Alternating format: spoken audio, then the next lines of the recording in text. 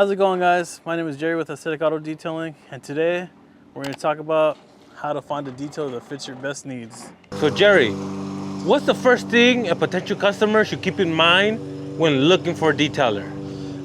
So I would definitely ask a detailer, how long have you been in business? How long have you been detailing? What businesses, or actually what city do you service or surrounding areas? How long will the detail take? Obviously there's different packages, and then just ask them, like, what do you suggest I do? You can go ahead, let them know, like, hey, this is the condition of the vehicle, and they can help you, decide on what you need. My best thing is I don't like to go based off of pictures or videos. I like to actually see it in person, and then I'll give the client, the price right then and there. Would you say a detailer going the extra mile for a potential customer and going to their location to check out the car is a good thing or a waste of time? Honestly, I don't see anything wrong with it. I think it's a good thing. I actually do it all the time, and clients love the fact that I do that because it shows that they're passionate about what they do. They took the time out of their day to go take a look at it and to let you know. And sometimes, I've had clients to where they tell me, like, you know what, that's a little too pricey for my price range at the moment. But I do appreciate you taking your time for coming out, giving me a quote. I'll contact you later, and they actually do contact me months later, and they do get that big package. Now, one thing you mentioned was, how long have you been in business? Yeah. 1 year, a red flag? Yes and no, because I do feel that sometimes some detailers are working with other people, or they're just very passionate about what they do. They may not be, like, informed entirely on everything that they do. But it really just depends on if you're that kind of person, like, oh, you know what, I'll support this person. But you just got to be careful. 1 month in the game. Yeah, I'd be a little hesitant. I mean, personally, just because I'm a detailer, so I would be a little hesitant. But it's one of those things, like, if you're already aware, don't expect too much, Now, second thing potential customers should look into is reviews. Oh, yeah. What's a great amount of reviews to have, in your opinion? I would say, any kind of reviews, really, More than 10? Yeah, more than 10, more than 20. Obviously, the higher you go, the better it is. Because sometimes a person could just have one bad review and that's it.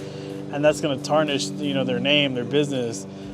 Versus if you have like 75 five-star reviews and then you just have one bad review, either that person was just kind of hard to work with, or they just kind of had a bad day. It just, you gotta. It's a gamble sometimes. But the positive reviews kind of make up for it. Definitely. Like right now, my business has 75 five-star reviews and nothing less than that. What if someone has two-star reviews? Is that a pattern? Two-star reviews? Yeah, let's say they have 10 reviews, 8 5 stars, 2 stars. Yeah, that's kind of, I don't know. It's one of those, like I mentioned, you're taking a gamble with it. It's either you're gonna like him or you don't. I feel like this is why a lot of detailers should fight for those 5-star reviews and make up for those low-star reviews. People are gonna look at the negative first. Oh, definitely. Before they look at the positives, Yeah. Appearance. How do you feel about that, bro?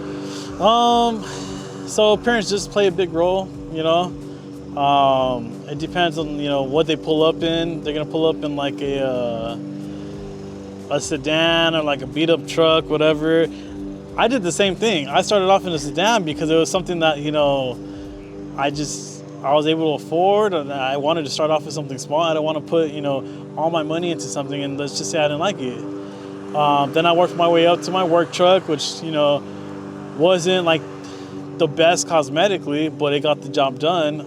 After a while, my clients, I used to talk to them about, like, I need to get a van. I need to look more professional, this and that. But a lot of them started telling me, like, look, you do like quality work. We don't care what your vehicle looks like. We don't care what you drive.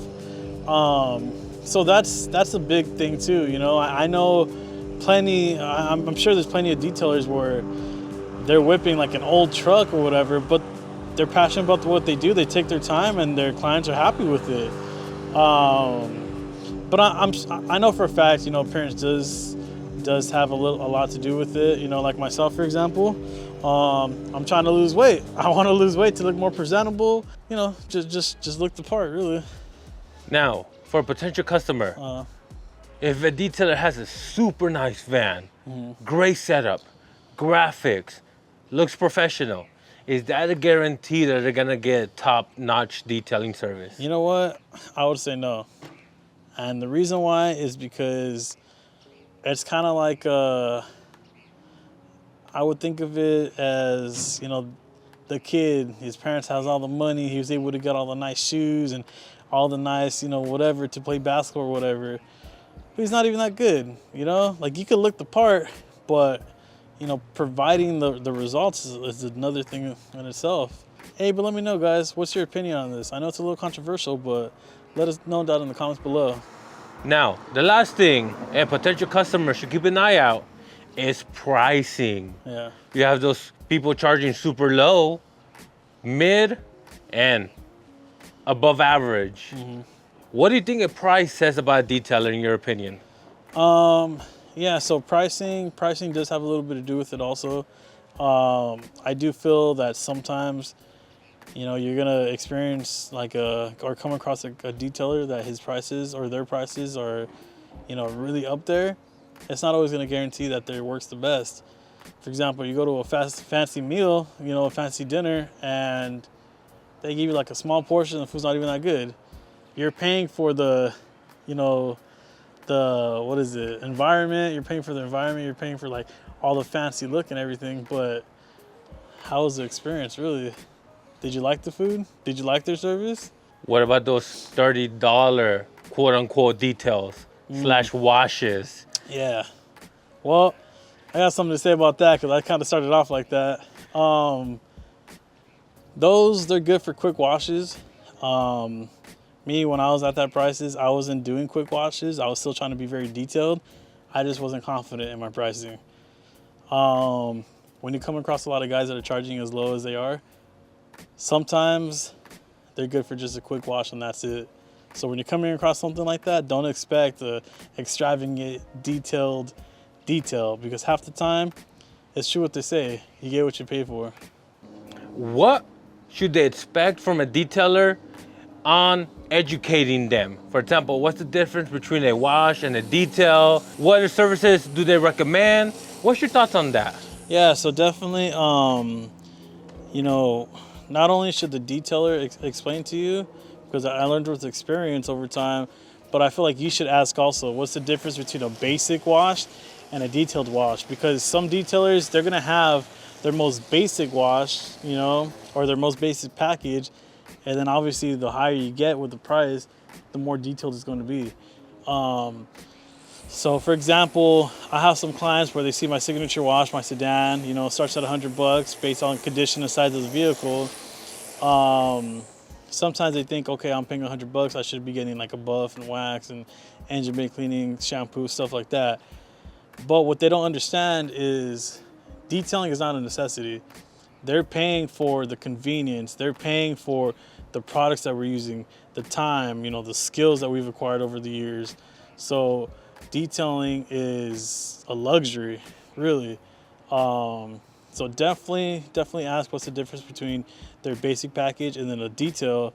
Also, the client, the detailer, they should be able to educate you a little bit over the phone or maybe even in person, because if they seem like they're just trying to hurry up and rush you, half the time they probably just want your money.